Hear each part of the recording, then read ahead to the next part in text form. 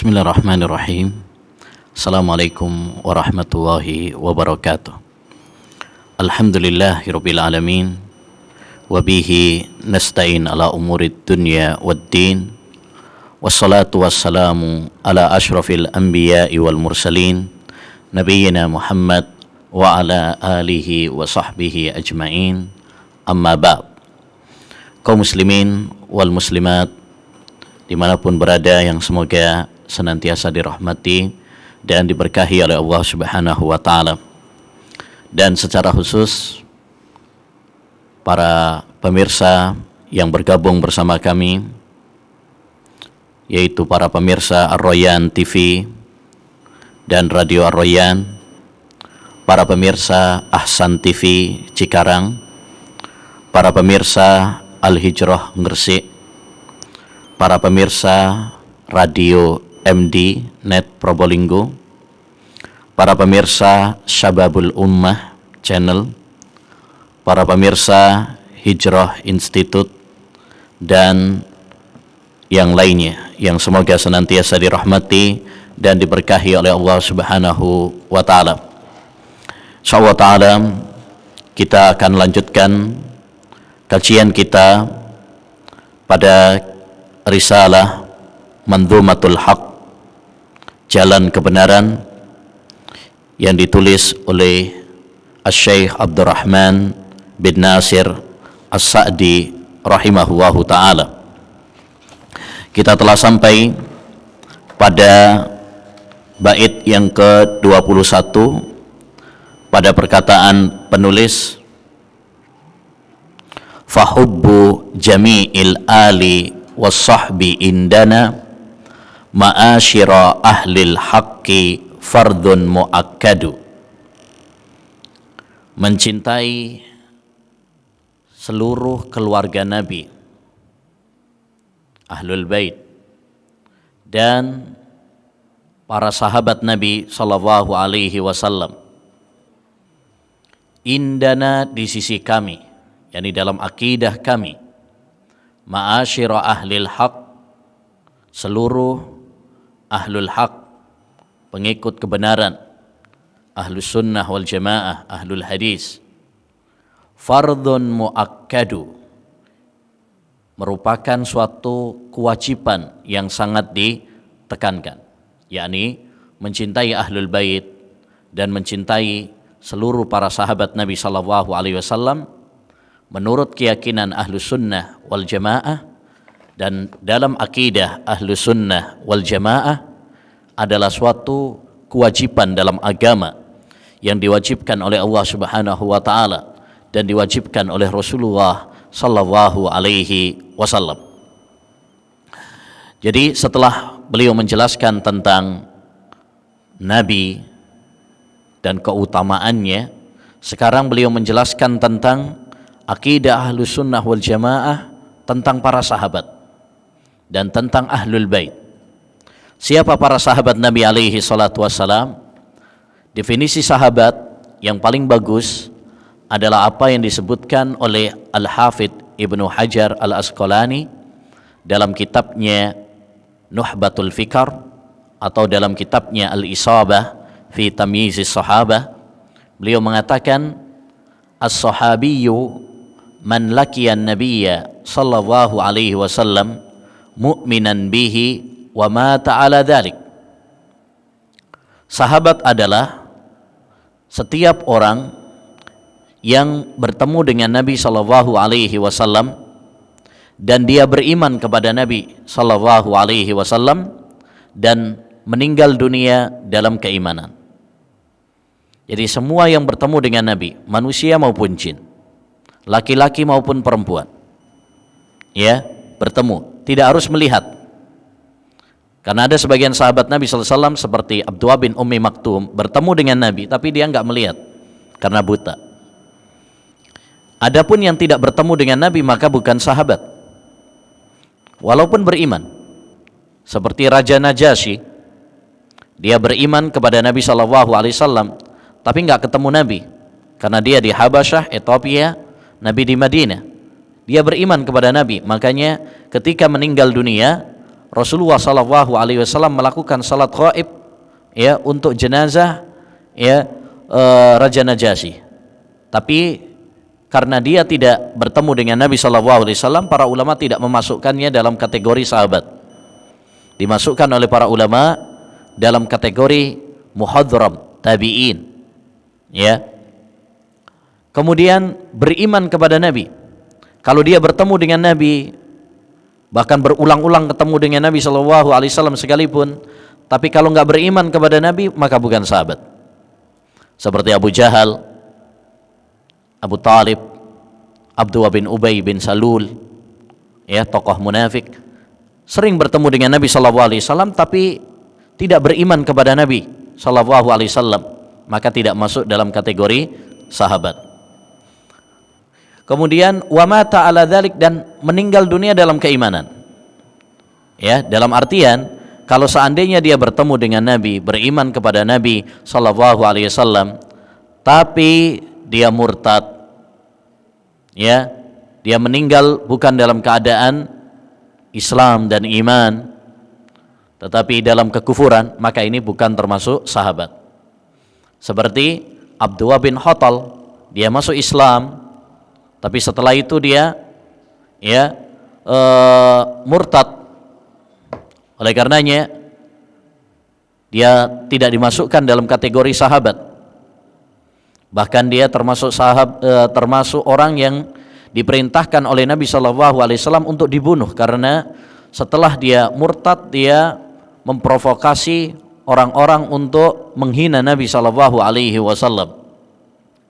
Ya, pada saat Fathu Makkah tahun 8 Hijriah, Rasulullah SAW mengatakan kepada para sahabatnya, ya, Ibnu Khattal uktuluh, Ibnu Khattal bunuhlah dia, karena dia telah mencela Nabi Muhammad SAW, dan hukuman bagi orang yang mencela Nabi Muhammad SAW adalah dibunuh.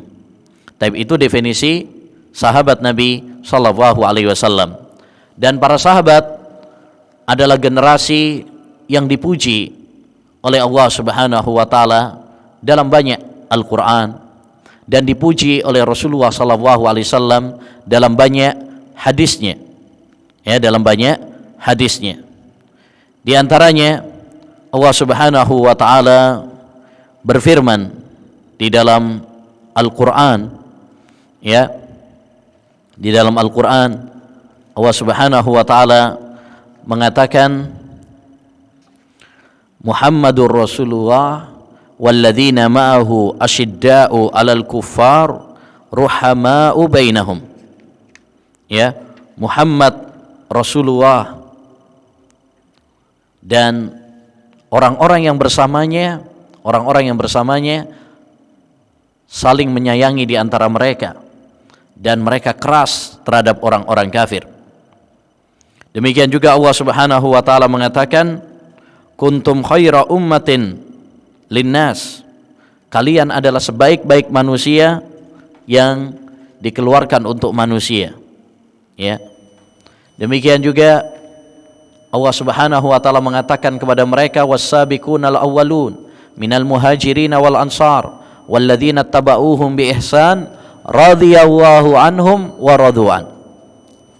Dan orang-orang yang mula-mula masuk Islam dari kalangan muhajirin dan ansar, dan orang-orang yang mengikuti mereka dengan baik, maka Allah Subhanahu wa taala ya ridha kepada mereka, mereka pun ridha kepada Allah Subhanahu wa taala. Demikian juga Nabi sallallahu alaihi wasallam mengatakan, khairun nasi qarni summal ladzina yalunahum summal ladzina yalunahum. Sebaik-baik manusia adalah generasiku, kemudian setelah mereka, dan setelah mereka. Ya, yakni para sahabat, kemudian tabi'in dan tabi'ut tabi'in. Dan masih banyak lagi dalil-dalil yang menunjukkan tentang keistimewaan para sahabat Nabi sallallahu alaihi wasallam.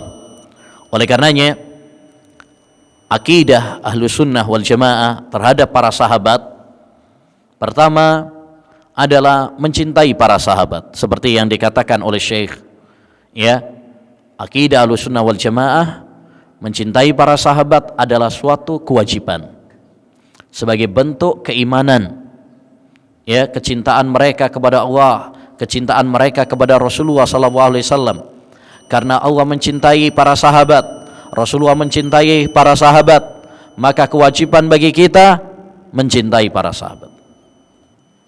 Disebutkan oleh Nabi SAW, hubbul ansari iman wa bughdhuhum nifaq.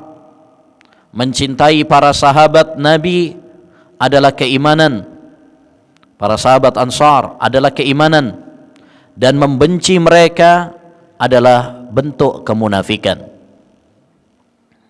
Yang kedua, dan ini yang perlu kita tanamkan pada diri kita, yang perlu kita tanamkan pada keluarga kita, anak-anak kita, murid-murid kita, masyarakat kita, bagaimana kita semuanya mencintai orang-orang yang dicintai oleh Allah dan Rasulnya. Disebutkan oleh Imam Malik rahimahullah, kana salafu yu'allimuna auladahum hubba Abi Bakrin wa Umar kama yu'allimunahum surat al-Fatihah. Adalah para ulama salaf, mereka mengajarkan kepada anak-anak mereka cinta kepada Abu Bakar dan Umar sebagaimana mereka mengajari kepada anak-anak mereka surat Al-Fatihah. Jadi ini kewajiban kita yang pertama terhadap para sahabat adalah mencintai para sahabat Nabi sallallahu alaihi wasallam. Yang kedua adalah tidak mencela para sahabat, tidak menghina, tidak merendahkan para sahabat Nabi sallallahu alaihi wasallam, walaupun satu orang saja di antara mereka. Nabi sallallahu alaihi wasallam mengatakan, la tasubbu ashabi, jangan kalian mencela para sahabatku. Enggak boleh mencela para sahabat Nabi sallallahu alaihi wasallam. Bahkan dalam hadis yang sahih, Nabi sallallahu alaihi wasallam mengancam orang-orang yang mencela para sahabat Nabi. Dalam hadis yang sahih, disahihkan oleh Syekhul Albani, Nabi alaihi salatu wassalam mengatakan, man sabba ashabi fa alaihi la'natullahi wal malaikati wan nasi ajmain. Barang siapa yang mencela para sahabatku, maka baginya laknat Allah, laknat malaikat, dan laknat semua makhluknya. Maka ini sangat berbahaya sekali. Mencela para sahabat Nabi sallallahu alaihi wasallam dosa besar. Al-Imam Adz-Dzahabi memasukkannya dalam kitab Al-Kabair, dosa-dosa besar. Karena konsekuensi dari mencela para sahabat Nabi banyak sekali. Konsekuensinya pertama, mencela Allah Subhanahu wa taala. Kenapa? Karena Allah memuji para sahabat. Kalau Anda mencela berarti Anda menentang Allah Subhanahu wa taala. Yang kedua, mencela Rasulullah. Karena mereka adalah sahabat Nabi. Orang-orang yang dekat dengan Nabi, yang dicintai, dipuji oleh Nabi. Kalau mereka adalah orang-orang yang jelek, orang-orang kafir, bagaimana mungkin dijadikan sahabat setia oleh Nabi Muhammad? Bagaimana mungkin dipuji oleh Nabi Muhammad sallallahu alaihi wasallam? Demikian juga celaan kepada Islam, karena Islam ini sampai kepada kita lewat para sahabat. Dan banyak konsekuensi lainnya. Maka hati-hati dari pemikiran-pemikiran yang berisikan celaan kepada para sahabat, seperti pemikiran Syiah Rafidhah,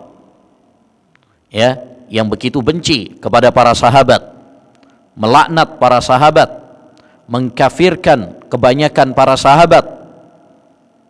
Maka ini adalah pemikiran yang sesat dan menyesatkan, pemikiran yang menyimpang, dan bertentangan dengan Quran, bertentangan dengan hadis, bertentangan dengan kesepakatan para ulama Ahlus Sunnah wal Jamaah. Yang ketiga, kewajiban kita terhadap para sahabat adalah mendoakan kebaikan untuk mereka.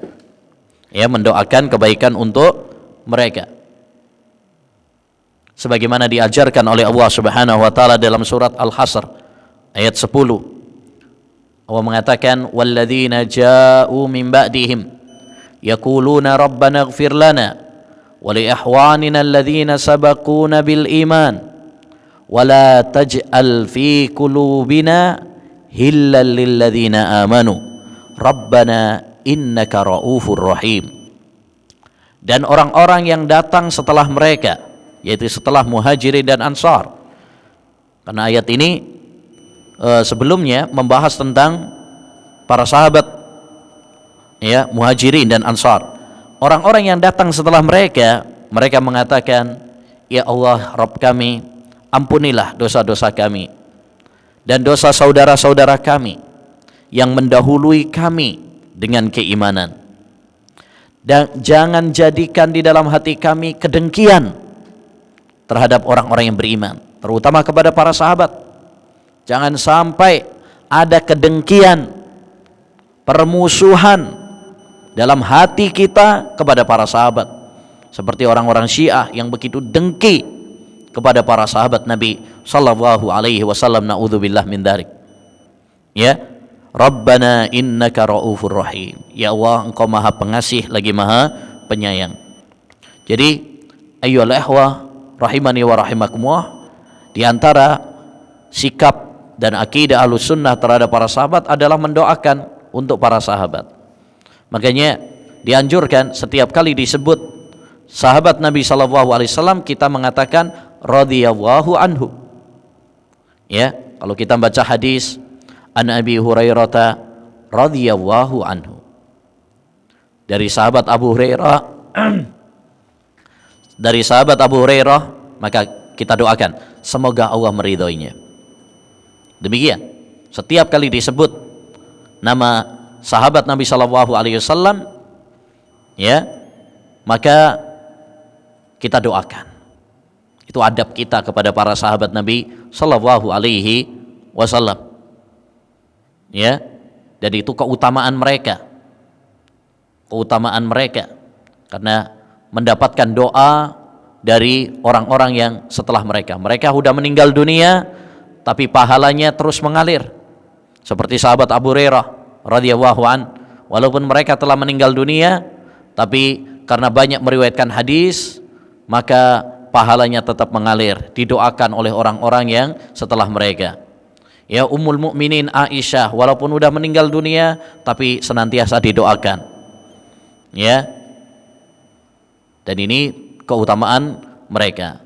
Dan diantara sikap Ahlussunnah wal Jamaah juga terhadap para sahabat adalah tidak membahas, ya, masalah-masalah perseteruan di antara para sahabat, peperangan di antara para sahabat.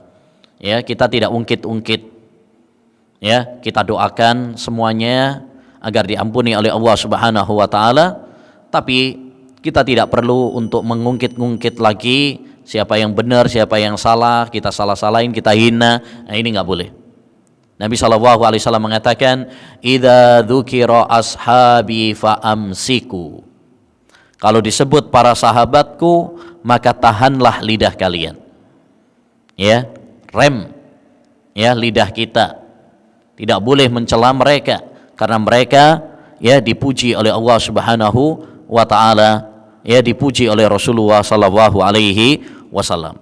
Itu akidah Ahlussunnah wal Jamaah terhadap para sahabat. Kita lanjutkan bait yang ke-22. Wa min qauli ahlil haqqi anna kalamahu huwal lafdhu wal ma'na jami'an mujawwadu.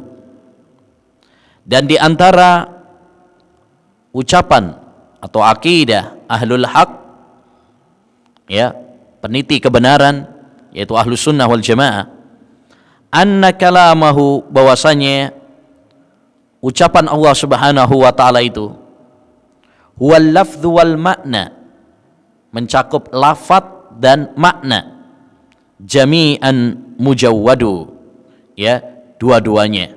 Jadi mencakup lafadz dan mencakup maknanya juga. Bukan lafadznya saja, bukan juga maknanya saja, tapi dua-duanya. Lafadz dan maknanya adalah firman Allah Subhanahu wa taala. Mujawwadu yang jelas, ya. Sebagaimana Allah Subhanahu wa taala berfirman dalam surat Fussilat ayat 43, la ya'tihil batilu min baini yadayhi wala min khalfihi tanzilum min hakimin hamid.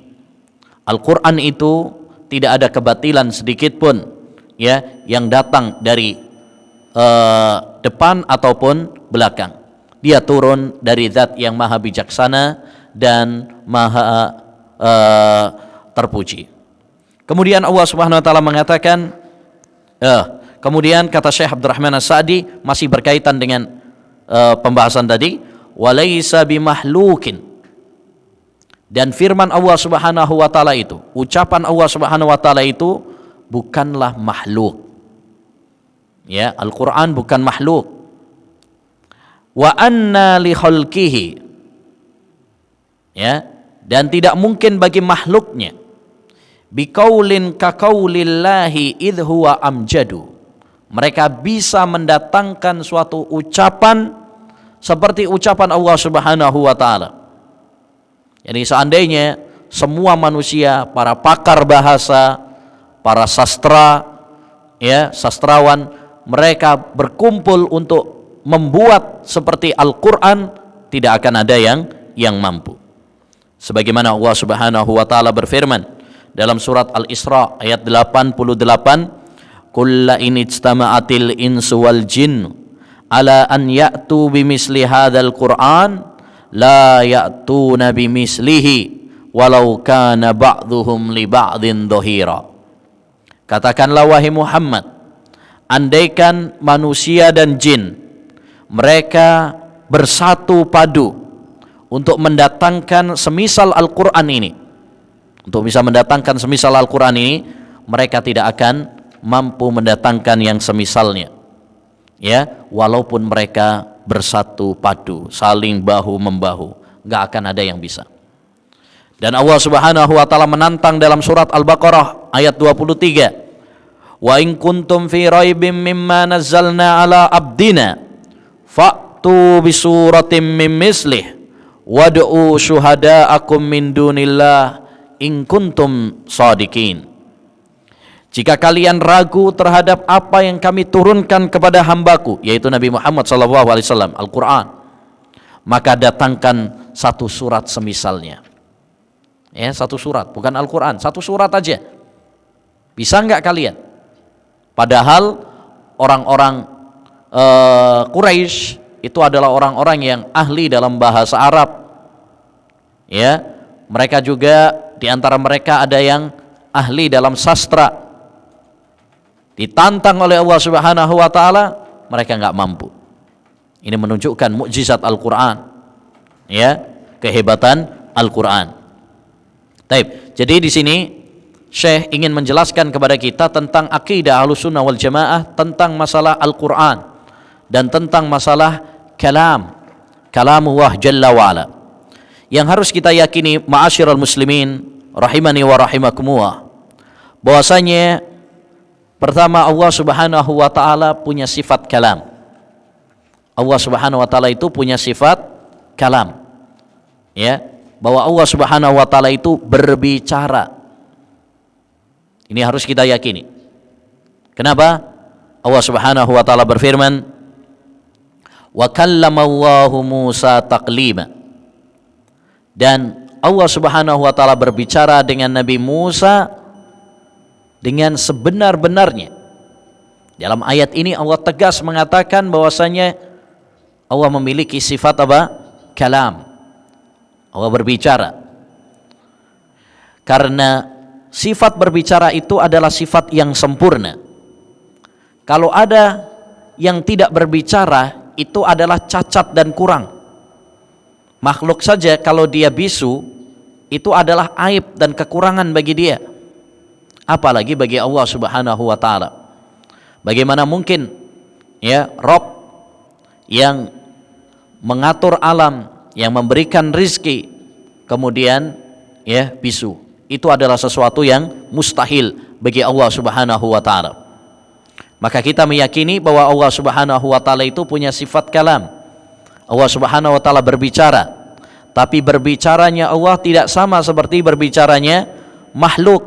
Seperti akidah Ahlussunnah wal Jamaah, tidak boleh menyamakan Allah Subhanahu wa taala dengan makhluknya. Allah berbicara, makhluk juga berbicara, tapi berbicaranya Allah tidak sama dengan berbicaranya manusia. Ya. Taib. Setelah kita mengetahui bahwasanya Allah Subhanahu wa taala punya sifat berbicara, salah satu kalamullah, ya, pembicaraan Allah Subhanahu wa taala, ya, adalah Al-Qur'an. Ini salah satu kalamullah. Makanya Ahlussunnah wal Jamaah berkeyakinan bahwasanya Al-Qur'an adalah kalamullah, firman Allah Subhanahu wa taala, laisa bimakhluk, bukan makhluk. Kenapa beliau menegaskan hal ini? Ini untuk menjelaskan ya akidah Ahlussunnah wal Jamaah dan bantahan kepada kaum Mu'tazilah, Jahmiyah yang mengatakan bahwasanya Al-Qur'an itu adalah makhluk. Ya, Al-Qur'an adalah makhluk. Dan ini adalah akidah yang sangat berbahaya sekali. Karena kalau kita mengatakan Al-Qur'an itu makhluk, konsekuensinya celaan kepada rububiyah Allah Subhanahu wa taala. Berarti Allah Subhanahu wa taala ya, itu tidak berbicara. Bagaimana mungkin kita beribadah kepada Allah Subhanahu wa taala, zat yang kurang, dia tidak bisa berbicara. Ya. Dan ini juga pengingkaran kepada dalil-dalil Quran dan hadis yang tegas mengatakan Allah Subhanahu wa taala itu berbicara. Ini juga celaan kepada Rasulullah sallallahu alaihi wasallam. Karena Rasulullah menegaskan, ya, uballihu kalama rabbi, saya menyampaikan kalam firman Allah Subhanahu Rabbku, yaitu Allah Subhanahu wa taala. Ya. Juga Nabi sallallahu alaihi wasallam mengajarkan kepada kita, a'udzu bikalimatillahi tammati min syarri ma khalaq. Aku berlindung ya dengan kalimat-kalimat Allah Subhanahu wa taala. Kalau seandainya kalamullah itu makhluk, berarti Nabi sallallahu alaihi wasallam mengajarkan kita syirik. Ya, karena berlindung kepada makhluk, dan itu tidak boleh. Ya. Tetapi karena kalimat kalamullah itu bukan makhluk, makanya Nabi sallallahu alaihi wasallam mengajarkan kepada kita ya doa ini. Aku berlindung dengan kalimat-kalimat Allah yang sempurna dari kejahatan makhluknya. Artinya kita berlindung dengan salah satu sifat dari sifat-sifat Allah Subhanahu wa taala. Termasuk dengan salah satu sifat ya di antara sifat-sifat Allah Subhanahu wa taala, yaitu kalam. Jadi intinya ma'asyiral muslimin, bahwasanya Al-Quran, akidah Ahlussunnah wal Jamaah, Al-Quran itu adalah firman Allah dan bukan makhluk, seperti ya keyakinan orang-orang Jahmiyah dan orang-orang Mu'tazilah yang mengatakan bahwasanya Al-Quran itu adalah makhluk. Dan ini adalah akidah yang sangat berbahaya. Di zaman Imam Ahmad ya, banyak para ulama yang dipaksa untuk mengatakan Al-Quran adalah makhluk, tetapi mereka banyak di antara mereka yang tegar dengan akidah Al-Quran kalamullah, bukan makhluk. Bahkan ada yang dibunuh. Salah satunya adalah salah satu murid Al-Imam Syafi'i, Al-Buwaiti. Dia dipenjara, bahkan dibunuh karena mempertahankan akidah Al-Quran kalamullah ghairu makhluk. Demikian juga Imam Ahmad dipenjara, disiksa, tapi mereka tetap tegar mempertahankan Al-Quran kalamullah ghairu makhluk. Maka ini masalah yang besar, bukan masalah yang ringan, ya, bukan masalah yang ringan. Sebagian orang meremehkan, ini masalah yang sepele, ya nggak usah dibahas. Ini masalah khilafiyah. Khilafiyah di antara siapa? Ya, betul, ini khilafiyah, perbedaan antara siapa? Antara ahlus sunnah dengan ahlul bid'ah. Ya, bukan khilafiyah fikih antara madhab Syafi'i dengan madhab Ahmad, ya, dengan madhab Malik atau Hanafi. Bukan, ini masalah akidah. Ya, ini masalah akidah. Ya, kalaupun perbedaan antara ahlus sunnah dengan ahlul bid'ah. Ya, karena konsekuensi dari ucapan Al-Quran itu makhluk sangat besar sekali, ya, dan sangat berbahaya sekali. Dan ucapan Al-Quran itu makhluk, ma'asyiral muslimin, masih ada sampai sekarang ini. Sebagian orang, sebagian kelompok mengatakan Al-Quran itu adalah makhluk. Ya, diantaranya kelompok Hizbut Tahrir, ya, Hizbut Tahrir yang dikatakan oleh Syekhul Albani rahimahullah Mu'tazilatul Asr, Mu'tazilah gaya baru. Mereka berkeyakinan bahwasanya Al-Quran itu adalah makhluk. Ya, makanya benar kata Syekhul Albani bahwasanya mereka ini adalah Mu'tazilah gaya baru. Demikian juga para ahli filsafat, ya, yang konsekuensinya akhirnya menganggap rendah Al-Quran, tidak mengagungkan Al-Quran. Makanya ada yang berani nginjak Al-Quran, ada yang mengatakan Al-Quran perlu direvisi dan sebagainya. Ini adalah buah, ya, dari pemikiran yang rusak yang mengatakan bahwasanya Al-Quran itu makhluk, tidak ubahnya seperti perkataan-perkataan lainnya. Tapi kalau kita mengatakan Al-Quran itu adalah firman Allah, maka konsekuensinya kita mengagungkan Al-Quran, kita memuliakan Al-Quran, ya, kita mencintai Al-Quran, kita mempelajari, merenungi Al-Quran. Nabi SAW mengatakan, khairukum man ta'allama Al-Quran wa 'allamahu. Sebaik-baik kalian adalah yang mempelajari Al-Quran dan mengajarkannya. Ya, terutama kita di bulan Ramadan ini, mari kita banyak membaca Al-Quran, karena di bulan Ramadan adalah, ya, bulan diturunkannya Al-Quran. Syahrul Ramadan alladzi unzila fihi Al-Quran. Bulan Ramadan adalah bulan diturunkan di dalamnya Al-Quran. Maka hendaknya bagi kita untuk memperbanyak membaca Al-Quran di bulan ini, mempelajarinya, merenunginya. Ya, setiap satu huruf dalam Al-Quran membacanya mendapatkan pahala 10 kali lipat. Man qara'a harfan min kitabillah falahu bikulli harfin asyru amsalihah. Siapa yang membaca Al-Quran satu huruf saja, itu, ya, pahalanya dilipat gandakan oleh Allah Subhanahu wa taala 10 kali lipat. Kalau kita membaca satu baris saja, itu sudah mendapatkan pahala 5.000. Kalau 1 juz 100.000. Kalau 30 juz 1 juta pahala.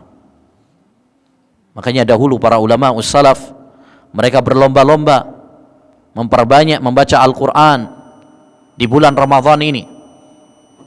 Bahkan ada di antara mereka yang 3 hari sekali hatam, 2 hari hatam, ya. Bahkan ada yang menakjubkan lagi 1 hari hatam. Masya Allah. Yaitu semangat mereka, kecintaan mereka kepada Al-Quran. Nah, selanjutnya wa nashhadu, ya, bait yang ke-24, wa nashhadu annal khaira wasyarra kullahu bitakdirihi wal abdu yas'a wa yajhadu. Dan kami bersaksi, ya, dan yang namanya syahadah, persaksian itu adalah didasari keyakinan dan didasari ilmu, ya, di atas ilmu dan di atas sesuatu yang yakin. Kita meyakini annal khaira, bahwasanya kebaikan, wasyarra, dan keburukan. Kebaikan yakni seperti rizki, mendapatkan ilmu, kebahagiaan, ya, mendapatkan karunia anak, ini kebaikan. Wasyarra, dan keburukan, seperti adanya wabah, sakit, ya, musibah. Ini namanya syarr.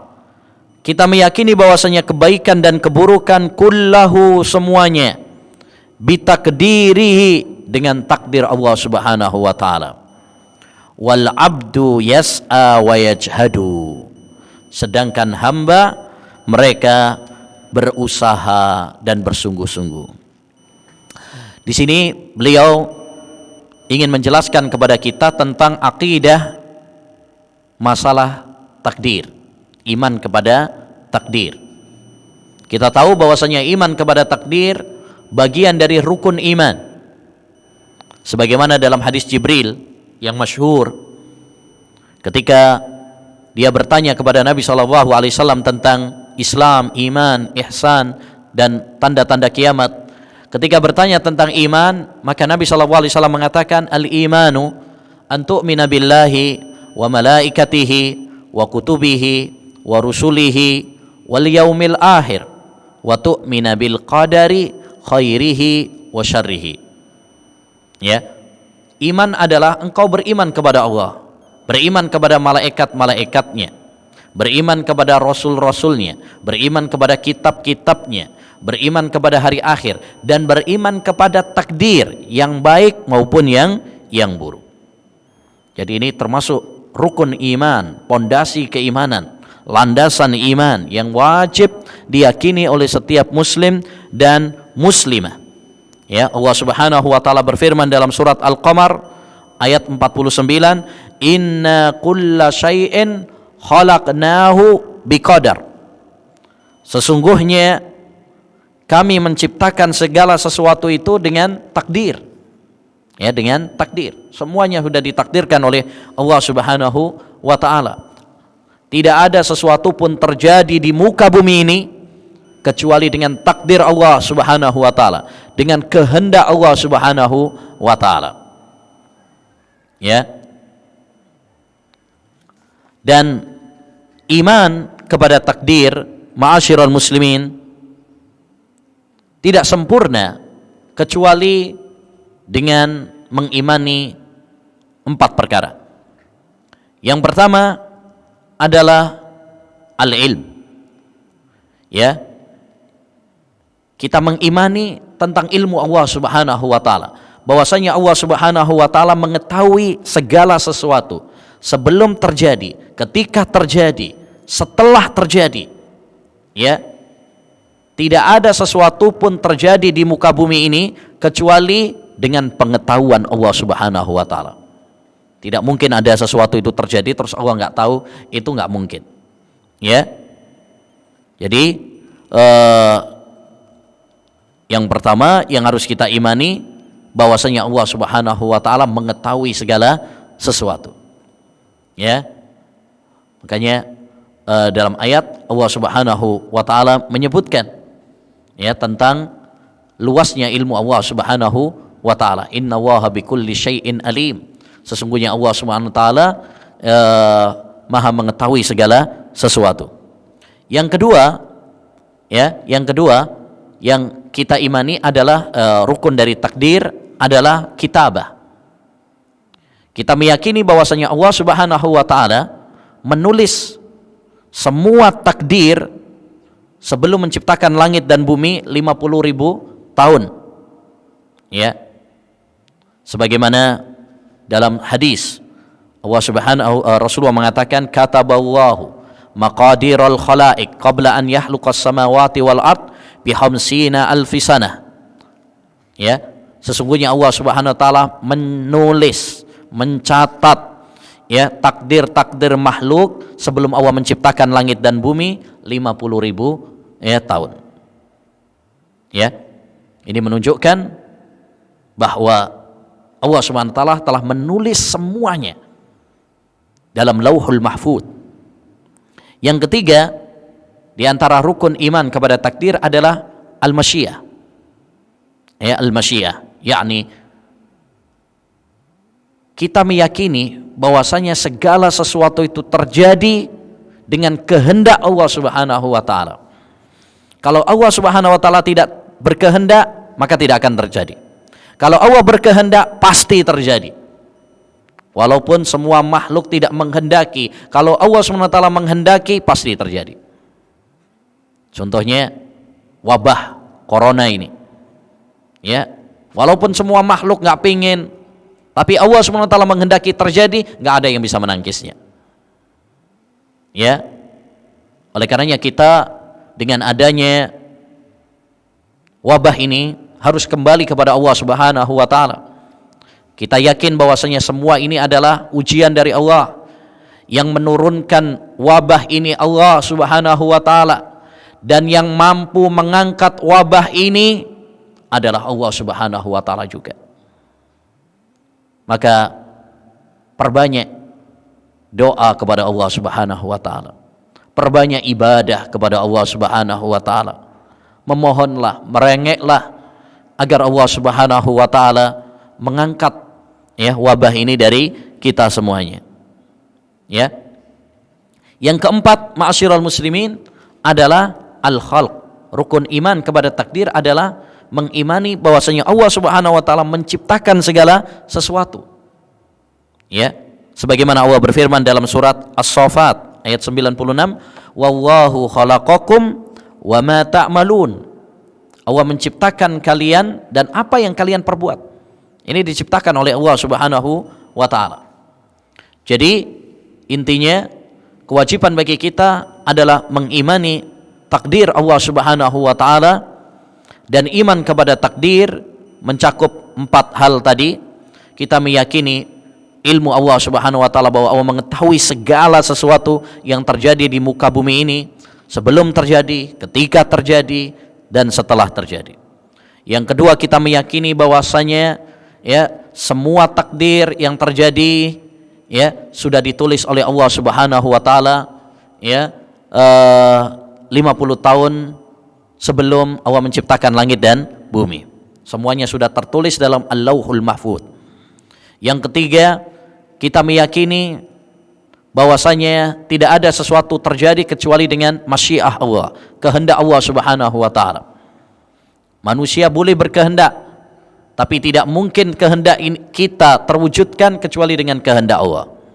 Wa ma tasyauna illa ayyasha Allahu rabbul alamin. Tidaklah kalian berkehendak kecuali Allah Subhanahu wa taala berkehendak. Manusia berencana, tapi Allah Subhanahu wa taala yang menentukan. Yang ketiga, kita meyakini bahwa Allah Subhanahu wa taala menciptakan segala sesuatu. Menciptakan kita dan perbuatan-perbuatan kita ini adalah ciptaan Allah Subhanahu wa taala. Dan iman kepada takdir Allah Subhanahu wa taala memberikan petunjuk atau pelajaran kepada kita semuanya, ma'asyiral muslimin, agar kita sabar menghadapi ujian-ujian dalam hidup ini. Tatkala kita meyakini bahwasanya semuanya sudah ditakdirkan oleh Allah Subhanahu wa taala, maka ini akan meringankan beban ujian bagi kita. Makanya orang yang beriman, yang meyakini bahwasanya segala sesuatu sudah ditakdirkan oleh Allah Subhanahu wa taala, dia akan lebih kuat, lebih sabar menghadapi ujian dan cobaan daripada orang-orang yang lemah imannya kepada takdir. Apapun ujian yang menimpa mereka, mereka tetap sabar, tetap tegar, tetap tenang, tetap bahagia.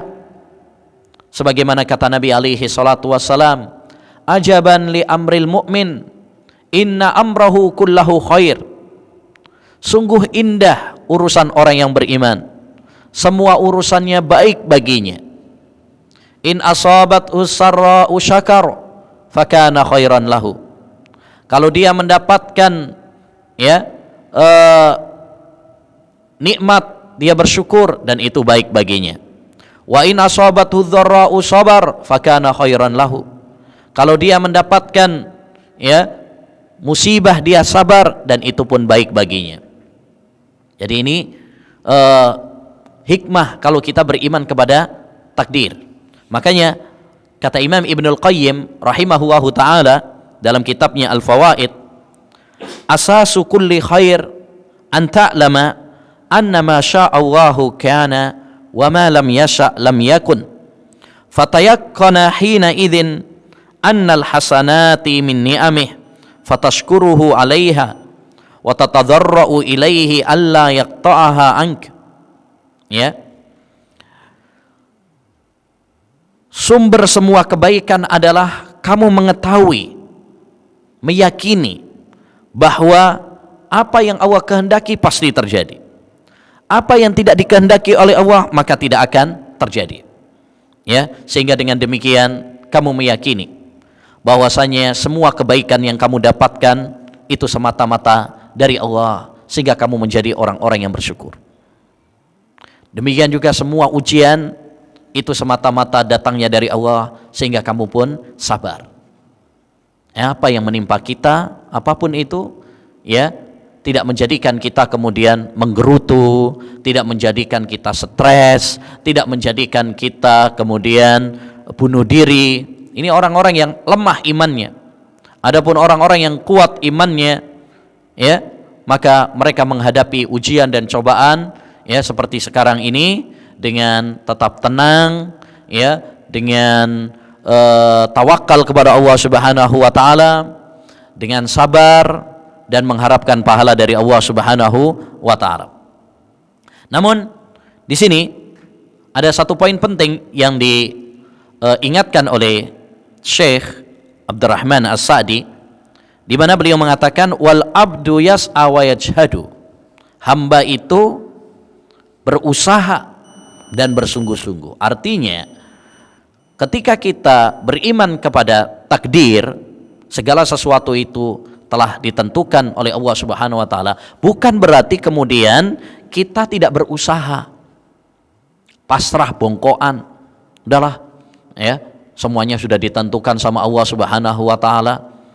Ya, kalau nanti takdirnya kenyang ya kenyang, kalau takdirnya punya anak ya punya anak, nggak usah nikah, nggak usah cari kerja. Ya, kalau takdirnya mati ya mati.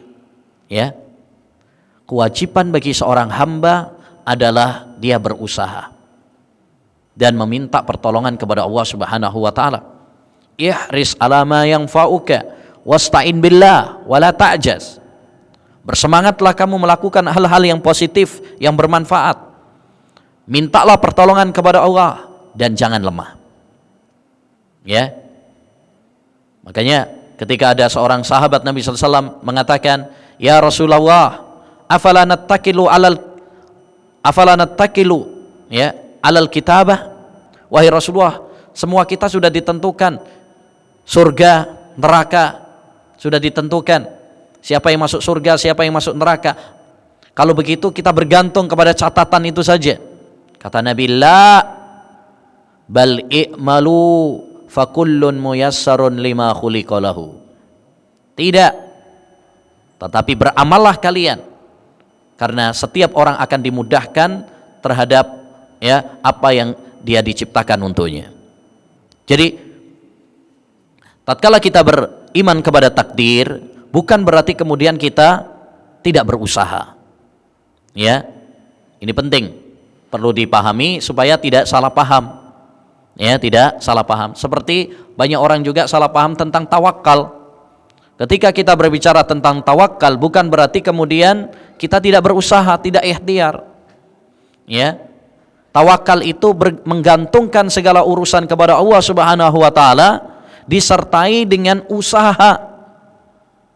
Disertai dengan usaha. Kalau dia tidak berusaha, maka bukan disebut dengan tawakal. Tawakal, ya, adalah menyerahkan segala urusan setelah dia mengambil sebab-sebab, langkah-langkah semampu mungkin. Ya, ini masalah yang sangat penting. Yang terakhir, bait yang ke-25, Syekh mengatakan wa imanuna qaulun wa fi'lun wa niyyah minal khairi wat ta'ati fiha nuqayyidu wa yazdadu bit ta'ati ma'a tarki ma naha wa yanqusu bil isyani jazman wa yafsudu. Dan iman kita, ini akidah tentang masalah iman, mencakup ucapan dan perbuatan serta niat, yaitu amalan hati. Minal khairi wat ta'ati fiha nuqayyidu, berupa kebaikan dan ketaatan. Ya. Wa yazdadu bit ta'at, iman itu bertambah dengan ketaatan. Ma'a tarki manaha, ya, disertai dengan meninggalkan larangan-larangan Allah Subhanahu wa taala. Wa yanqusu bil isyani, dan berkurang dengan kemaksiatan. Jazman wa yafsudu, dan rusak dengan kemaksiatan. Taib. Beliau berbicara tentang akidah Ahlussunnah wal Jamaah tentang masalah iman, dan ini masalah yang sangat penting karena iman adalah kunci, ya, kebahagiaan seorang hamba di dunia dan di akhirat. Ya, kunci kebahagiaan seorang hamba di dunia dan di akhirat terletak pada keimanannya. Oleh karenanya dalam surat Al-Asr Allah Subhanahu wa taala mengatakan, wal asr innal insana lafi khusr, demi masa semua manusia dalam kerugian, rugi di dunia dan rugi di akhirat. Lalu Allah mengecualikan illal ladzina amanu wa amilus shalihat, kecuali orang-orang yang beriman. Jadi orang-orang yang beriman, mereka lah yang selamat dari kerugian di dunia dan di akhirat. Makanya pembahasan tentang iman adalah pembahasan yang sangat penting. Lebih-lebih ada penyimpangan-penyimpangan dalam masalah iman. Ya, sebagian orang menganggap iman itu cuma ucapan saja. Sebagian yang lagi mengatakan iman itu hanya di hati saja. Ini pendapat yang keliru. Ya. Ada lagi yang mengatakan bahwasanya amal perbuatan bukan bagian dari iman. Amal perbuatan bukan bagian dari iman. Sehingga mereka mengatakan bahwasanya dosa, maksiat tidak mempengaruhi pada keimanan. Ini akidah Murji'ah. Sebagaimana yang berbahaya juga adalah, ya, akidah orang-orang Khawarij dalam masalah iman. Ya, di mana mereka meyakini bahwasanya pelaku dosa besar itu kafir, imannya hilang, ya, sehingga mereka dihukumi kafir, ya, kafir di dunia dan kekal di neraka. Nah, ini penyimpangan-penyimpangan dalam masalah keimanan. Akidah Ahlussunnah wal Jamaah dalam masalah iman, pertama, meyakini bahwasanya iman itu mencakup 3 hal. Mencakup ucapan, mencakup perbuatan, dan mencakup amalan hati. Ya, Nabi SAW mengatakan al-imanu bid'un wa sab'una syu'bah. Iman itu 73 lebih cabangnya. A'laha qaulu la ilaha illallah, yang paling tinggi adalah, ya, ucapan la ilaha illallah. Ini ucapan. Kemudian wa adnaha imatatul adza anit thariq, yang paling rendah adalah menyingkirkan gangguan dari jalan. Ini perbuatan. Wal haya'u syu'batun minal iman, dan sifat malu termasuk bagian dari iman. Jadi di situ digabung oleh Nabi ucapan, perbuatan, dan juga amalan hati. Ya, jadi bukan cuma sekedar ucapan saja. Kalau cuma ucapan saja, orang munafik juga beriman kalau begitu, karena mereka juga mengaku dengan lisan mereka bahwa mereka beriman kepada Allah dan beriman kepada Rasul. Juga bukan dengan hati saja. Kalau cuma dengan hati, Abu Thalib hatinya beriman, tapi tidak dilafadzkan, maka tidak cukup. Ya, hanya dengan hati saja. Harus tiga-tiganya ini adalah satu kesatuan. Ucapan, ya, dengan lisan, keyakinan dalam hati, dan amal anggota badan. Kemudian akidah Ahlussunnah wal Jamaah juga bahwasanya iman itu bisa bertambah dan berkurang. Bertambah dengan ketaatan dan berkurang dengan kemaksiatan. Allah Subhanahu wa taala berfirman dalam surat Al-Anfal, innamal mu'minuna alladzina, ya, idza dzukirallah wajilat qulubuhum, surat Al-Anfal ayat 2 ya. Wa idza tuliyat alaihim ayatuhu zadathum imana wa ala rabbihim yatawakkalun. Sesungguhnya orang-orang yang beriman itu apabila disebut Allah Subhanahu wa taala hati mereka bergetar. Dan apabila dibacakan kepada mereka ayat-ayatnya maka iman mereka bertambah. Ini menunjukkan bahwasanya iman itu bisa bertambah, dan sesuatu yang bisa bertambah berarti bisa berkurang juga. Makanya akidah Ahlussunnah bertambah dengan ketaatan iman itu dan berkurang dengan kemaksiatan. Ya, dan wajib bagi kita semuanya untuk berusaha semaksimal mungkin melakukan amalan-amalan yang bisa memperkuat keimanan kita, seperti menuntut ilmu, membaca Al-Quran, ya, dan beramal saleh, bergaul dengan orang-orang yang baik. Sebagaimana juga hendaknya bagi kita untuk meninggalkan, menjauhi perkara-perkara yang bisa mengurangi keimanan kita, ya, seperti perbuatan maksiat, dosa, bergaul dengan orang-orang yang rusak, lalai, ya, cinta dunia dan lain sebagainya. Ya, karena iman manusia itu bisa bertambah dan berkurang.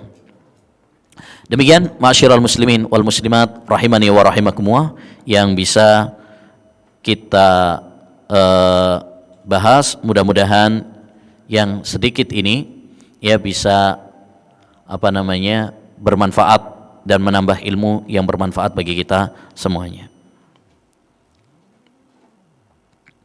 Taib. Ini ada beberapa pertanyaan.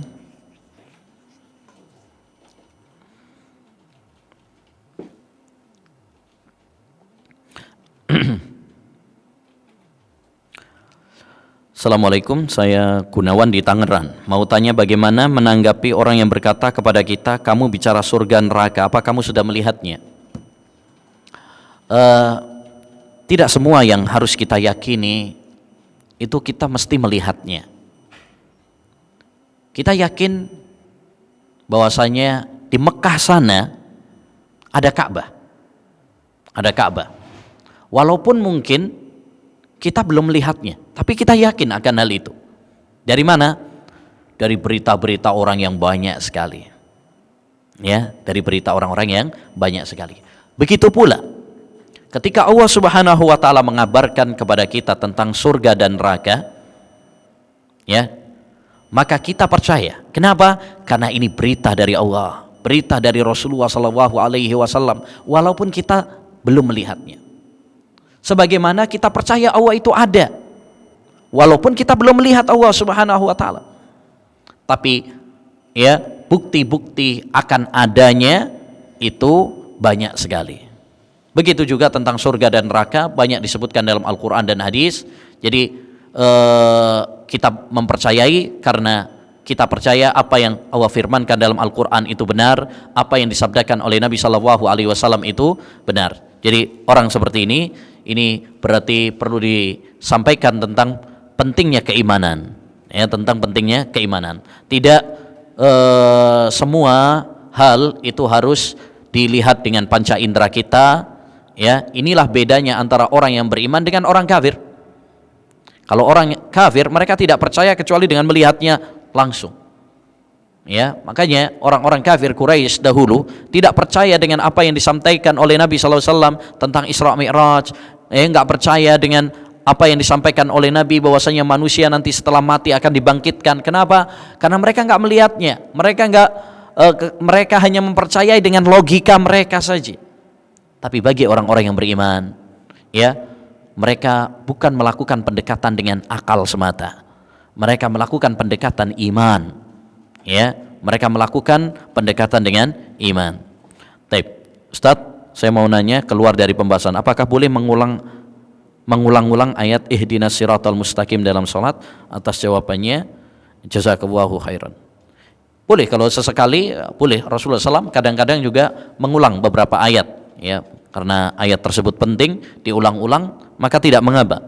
Tapi kalau dijadikan itu sebagai rutinitas, ya rutinitas terus menerus setiap kali membaca ihdinas siratal mustaqim diulang-ulang, ya dijadikan sebagai ritual, ya maka ini tidak ada contohnya dari Nabi Shallallahu Alaihi Wasallam. Tapi sesekali membaca ayat ihdinas siratal mustaqim, ya atau membaca ayat yang lain, ya kemudian mengulang-ulangnya, maka tidak mengapa, ya wallahu a'lam.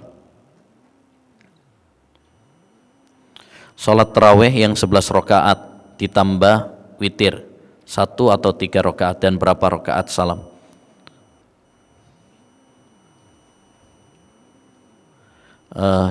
Kemarin ada salah seorang ustadz mengatakan seperti ini, 8 rakaat 4 kali salam ditambah 3 rakaat witir 2 kali salam. Tapi dalil-dalil seperti hadis sholatul laili masna itu, ya disebutkan beliau sallallahu alaihi wasallam menutupnya dengan 1 rakaat witir. Boleh, ini jadi dalam masalah tata cara sholat malam, ya termasuk diantaranya sholat tarawih itu memang memiliki beberapa variasi. Ada yang 2 salam ini yang paling sering. Ini yang paling sering. Sholatul laili masna. Sholat malam itu 2 rakaat salam, 2 rakaat salam. Ini yang paling sering dilakukan oleh Nabi Shallallahu Alaihi Wasallam dan ini yang lebih utama. Ya. Namun ada juga versi yang lain, ya, yaitu 4, ya kemudian 3 atau 2, kemudian 1. Maka ini tidak mengapa juga. Karena di sana ada hadis Aisyah juga bahwa Rasulullah Shallallahu Alaihi Wasallam, ya, karena Nabi Sallam yusalli arba'an. Rasulullah Sallam sholat 4 rakaat, ya. Jangan kamu tanya tentang panjangnya dan bagusnya. Maka ini menunjukkan boleh. Jadi kadang ini kadang itu, memiliki beberapa variasi ibadah. Dan kaidah dalam masalah ini, al ibadatul waridah ala wujuhin mukhtalifah, ya yuf'al hadza tarah wa yuf'al hadza tarah.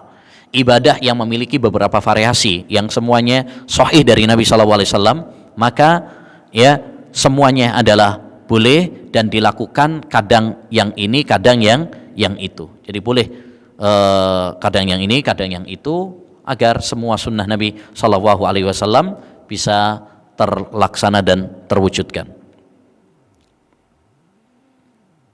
Apakah ada doa khusus setelah sholat tarawih, setelah witir?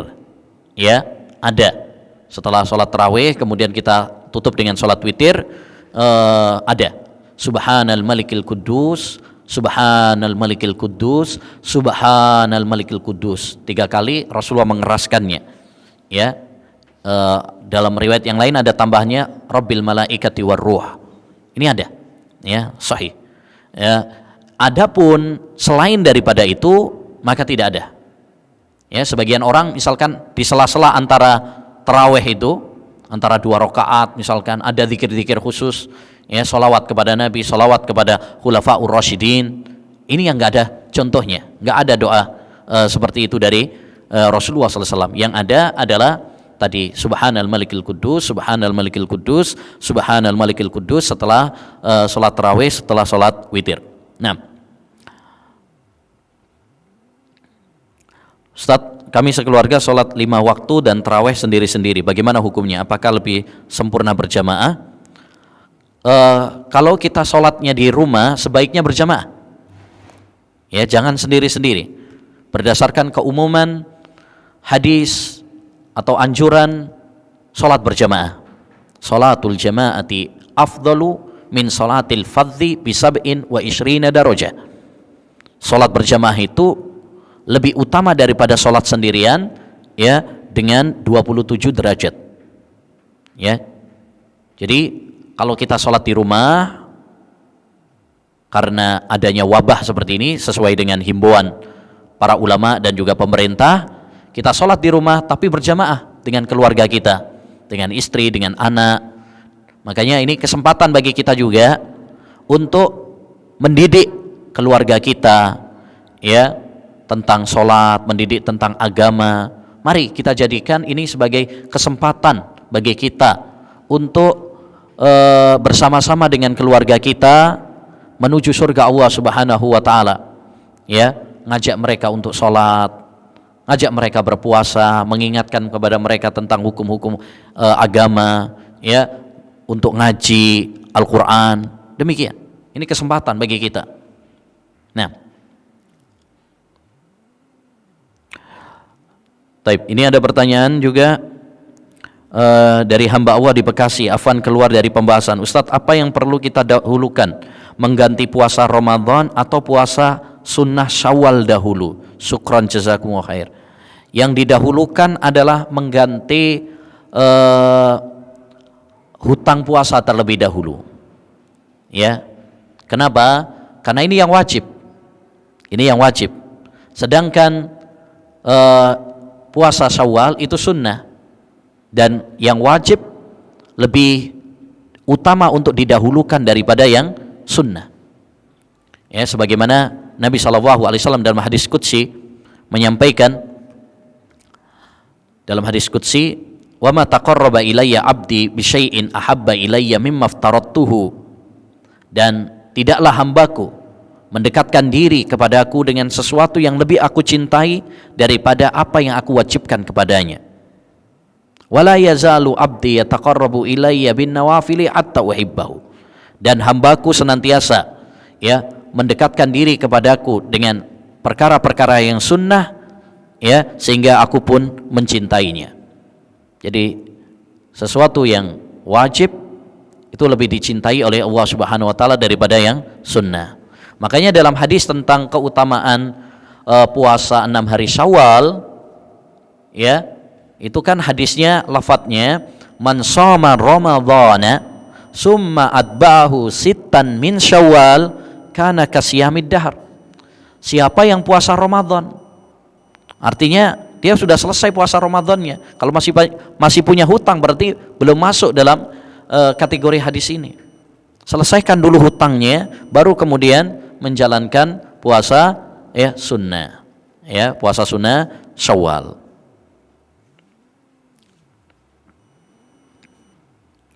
Tapi waktunya udah habis. Insyaallah taala nanti kita lanjutkan pada pertemuan berikutnya. Wassallallahu wasallama ala nabiyyina Muhammad wa ala alihi wa sahbihi ajmain. Assalamualaikum warahmatullahi wabarakatuh.